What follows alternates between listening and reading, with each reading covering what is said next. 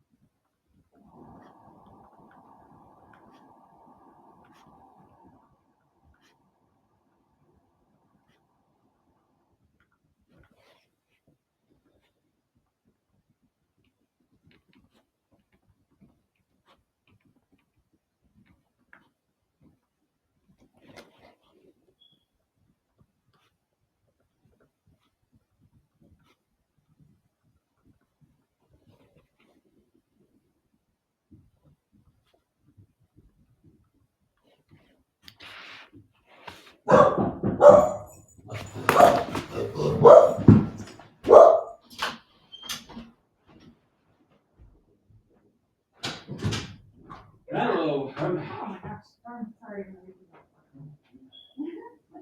I just need to unlock the door. Okay, did you lock it when you were there? I did. Oh, then it should be unlocked. Oh, it is. Yeah. It is. It's locked? Oh.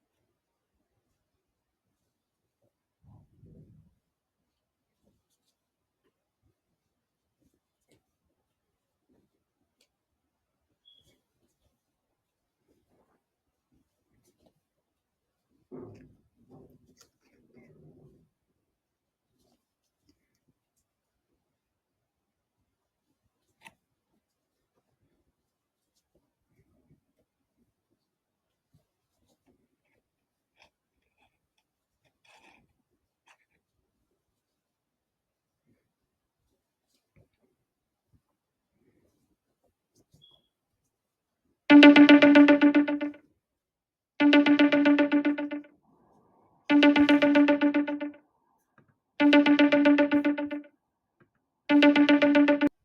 did you do? Did you get something down on paper? I started out with the very first one, Simple Pleasures in Life. Then I talked a little bit about traits I share with my dad, and then I moved into the most beautiful place that I've ever seen. And I started listing all of the different places that I'd seen that I thought were beautiful, like a cathedral in Italy that I'd visited, a mountaintop that I'd skied on, things like that. And then it finally came to me, the most beautiful one that I've ever been to. So many years ago, we took our little family to Goblin Valley for a camping trip. They were opening the national park down there for stargazing, which was a totally new experience. We'd been to Goblin Valley before, but we'd never been stargazing. And so we drove into the park and we could take our chairs out and sit down wherever and put them out wherever we wanted in the park. It was an awesome experience. We were one of 2 families that were there. We had the place literally to ourselves. It was quiet. It was this hush. Sure, there were like nighttime spiders and things, but I didn't see them. So there was no like fear going on. But anyway, we set up and the stars started to come out and the sky was so clear. So this was my final paragraph. It left me in complete awe. The stars were so clear, the night positively lit up by the sun so far away that they were dots in the inky canvas. Set against the red rock with its unique formations, I was both dust of the earth and daughter of a king. I could touch heaven. That was the most beautiful place I'd ever seen, the space between God and me. That's why it was so beautiful. It was a moment with my maker. And I hope that it brought back a memory that was both joyful and informative for you as you looked back and you realized what you've done in this world.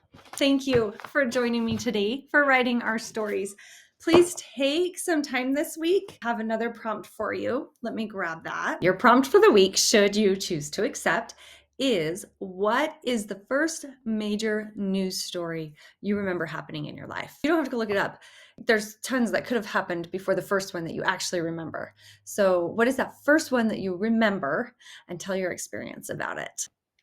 That's a wrap for this week. I will see you back here next Thursday. Don't forget to like and subscribe to the channel. Check out my audiobooks that are up here, my stories that are fictional but full of happy ever afters.